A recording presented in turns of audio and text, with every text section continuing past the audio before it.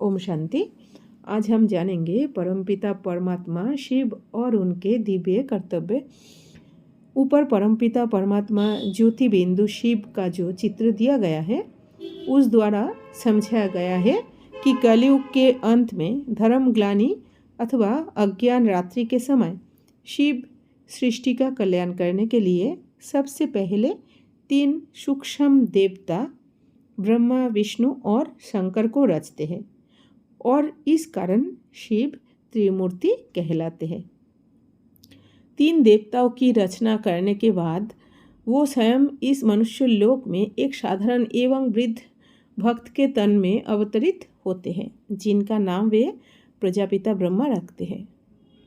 प्रजापिता ब्रह्मा द्वारा ही परमात्मा शिव मनुष्य आत्माओं को पिता, शिक्षक तथा सद्गुरु के रूप में मिलते हैं और सहज गीता ज्ञान तथा सहज राजयोग सिखाकर उनकी सद्गति करते हैं, अर्थात उन्हें जीवन मुक्ति देते हैं।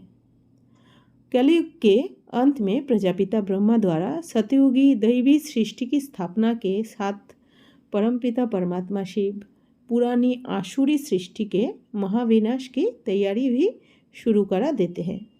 परमात्मा शिव शंकर के द्वारा विज्ञान गर्वित तथा विपरीत बुद्धि अमेरिकन लोगों तथा यूरोप वासियों को प्रेर कर उन द्वारा एटम और हाइड्रोजन बम और मिसाइल्स तैयार कराते हैं, जिन्हें कि महाभारत में मूसल तथा ब्रह्मास्त्र कहा गया है।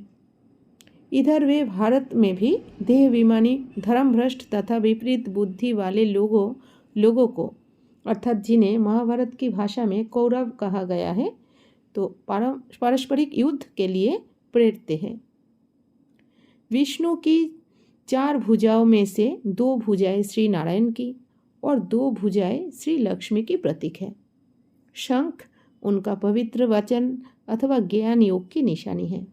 स्वदर्शन चक्र आत्मा के तथा सृष्टि चक्र के ज्ञान का प्रतीक है। कमल पुष्प संसार में रहते हुए अलिप्त तथा पवित्र रहने का सूचक है तथा गदा माया पर अर्थात 5 विकारों पर विजय का चिन्ह है। अतः मनुष्य आत्माओं के सामने विष्णु चतुर्भुज का लक्ष्य रखते हुए परमपिता परमात्मा शिव समझाते हैं कि इन अलंकारों को धारण करने से अर्थात इनके रहस्य को अपने जीवन में उतारने से नर श्री नारायण और नारी श्री लक्ष्मी पद प्राप्त कर लेती है, अर्थात मनुष्य 2 ताजों वाला देवी या देवता पद पा लेता है।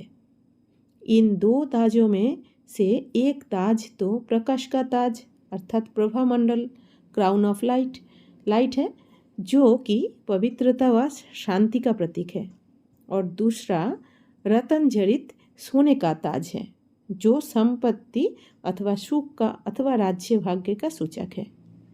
इस प्रकार परमपिता परमात्मा शिव सतयुगी तथा त्रेतायुगी पवित्र देवी सृष्टि की पालना के संस्कार भरते हैं, जिसके फल स्वरूप ही सतयुग में श्री नारायण तथा श्री लक्ष्मी जी की पूर्व जन्म में प्रजापिता ब्रह्मा और सरस्वती थे तथा सूर्यवंश के अन्य राजा प्रजा पालन का कार्य करते हैं, और त्रेता युग में श्री सीता व श्री राम और अन्य चंद्रवंशी राजा राज्य करते हैं।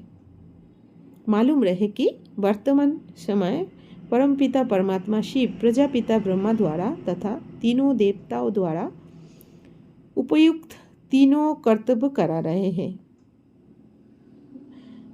अब हमारा कर्तव्य है कि परमपिता परमात्मा शिव तथा प्रजापिता ब्रह्मा से अपना आत्मिक संबंध जोड़कर पवित्र बनने का पुरुषार्थ करें व सच्चे वैष्णव बने, मुक्ति और जीवन मुक्ति के ईश्वरीय जन्म सिद्ध अधिकार के लिए पूरा पुरुषार्थ करें। ओम शांति।